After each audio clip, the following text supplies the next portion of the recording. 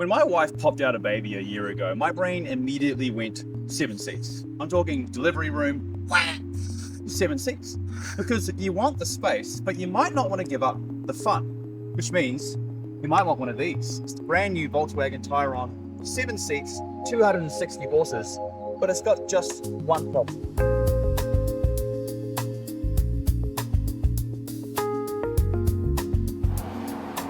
For the price range, you can get a Kodiaq RS, which is essentially the same car. Mazda CX-80. CX-80.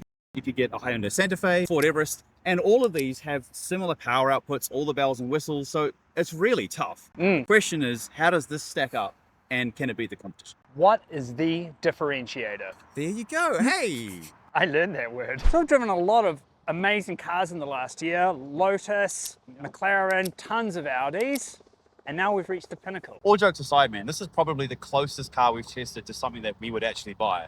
It is. It's, you know, it's got that real family aspect. I think we should wear our dad hats today. Convenient for you, because you've got your old receding hairline. Because I want to talk about practicality, talk about styling, I want to talk about speed. You rude bastard. I will give you a hat of your own one day.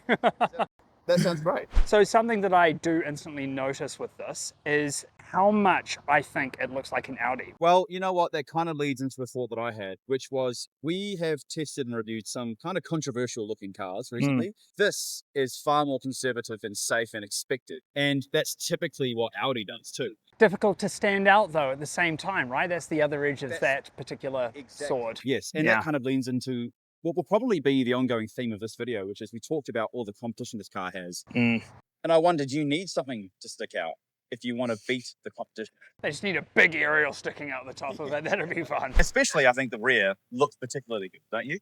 Once again, though, it's reminiscent of Audi. I'm reminded of the SQ5 and the island that they had at the back. Do you think that the VW designers were just like in the next design booth? Oh, it's an island. Oh, we want an island. I like the rear tail lights. Yep, and it's got IQ light on it. It means it's probably smarter than your average light, but I don't know what you're going to get for that. They are sentient, and that's actually horrible for them because they're like, I'm a light. This is all I do. Oh, you braking? Okay. I will also say, I like it's not lit up now, but the illuminated logos. I think that the hair thin line that they've done with the outline of the badging looks... All right, inside, Andy, do me a favor, open the glove box. What's this banana doing here? I don't know. Look, overall, similar story on the inside. It's inoffensive, it's nice, it's elegant, it's sophisticated. I'm not offended, but there is Alcantara, which, you know, puts me perilously close to offense. Really? No. Perilous is a big word. It's three syllables. I don't know, I'm up there with the IQ light, man. I'm instant intelligence. I have to give them credit where credit's due. We have proper buttons for all of the elements of the steering wheel. We have stitching everywhere, which is always a nice touch. We've got a nice mix of, you know, leather and Alcantara and other various bits and bobs. We have some bright work here, which is nice. You know, the silver. A few lovely accented materials for sure. And then this is the weird part, the screen, right? It's big. And it's not integrated like the newest cars are, like the newest Q5 or the newest BMWs, Mercedes, where it's all kind of one big screen. Everyone's sort of complaining about that though recently as well. And people are going to complain the other way. And damned if you do, damned if you don't. Anecdotally, my wife said she likes it because it's simple and it's expected. Okay, cool. And so it's easy to use. The only draw against it really is that the AC controls are these stupid little touch sensitive sliders, which no one likes. That's a fairly consistent complaint across a lot of basically everything. I do like this button.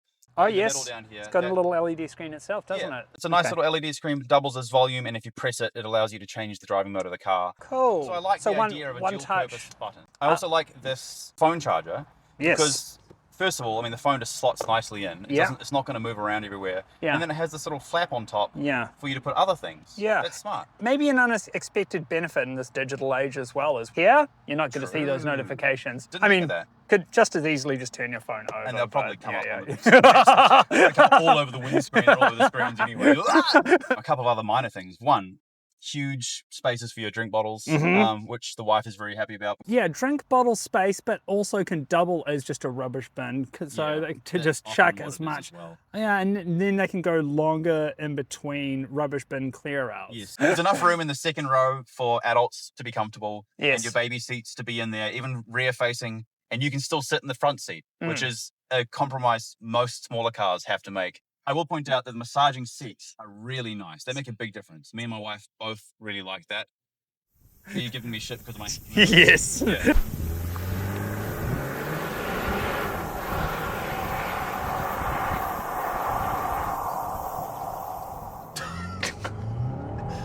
Oh, okay, hold on. No, we're getting somewhere now. That's 100. Yeah, 3.3. Oh, no, sorry, it's not 3.3 seconds. That was 0 to 50. Oh. It's 6.63. Yeah. Look, I wasn't expecting this to beat any records. 260 horses is a fair amount of horsepower, but it's also mugging around. Well, they're having to take 1.8, 1.9, just over 1.9 tons of curb weight. Yeah, interesting. Different to the ID4, which is just over, I think, 2.2 tons. Had a comparable time. Yes. Yeah, not for the 0 to 50. I think the ID4 is a bit quicker there. But, yeah. To be fair, I had a terrible start. I tried brake boosting it because it doesn't seem to have launch control. Yeah. And it didn't like that. So I could probably get a faster time than that. But I don't think that's what this is car. That's what this is car. Hello, this is car. My name is Rory.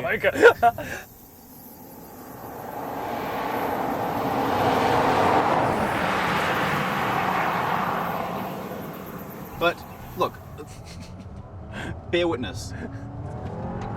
That's not bad. If you get into the power band first, it's just that first little takeoff. Yeah. You've got to do something with that weight. I mean, the inertia is, working against it. So if is that correct, by the way? Inertia is working against it, science man? Yes, inertia is. it's.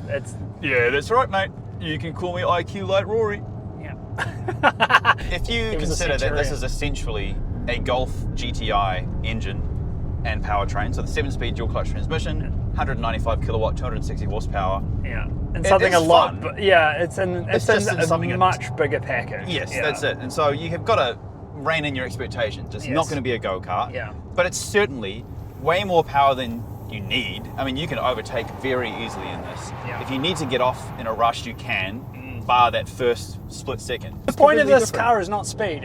It's safety, it's reliability, it's fuel efficiency, and it's getting everyone safely from A to B. Yes. The family. Yes, although I will say that this is the R-Line with the maximum output, 195 kilowatts. You can get the base version with less power. Okay. So you are buying this, yes, for the extra spec, but the extra power as well. So the power is important to talk about. You want to make sure you're getting what you pay for. Yeah. It would be interesting, just as a comparator, very briefly, to see what the lower power output engines are like with this vehicle. It would be totally serviceable. Yeah. You wouldn't think it's underpowered. You by no means think it's fast. This, I would say, is definitely peppy.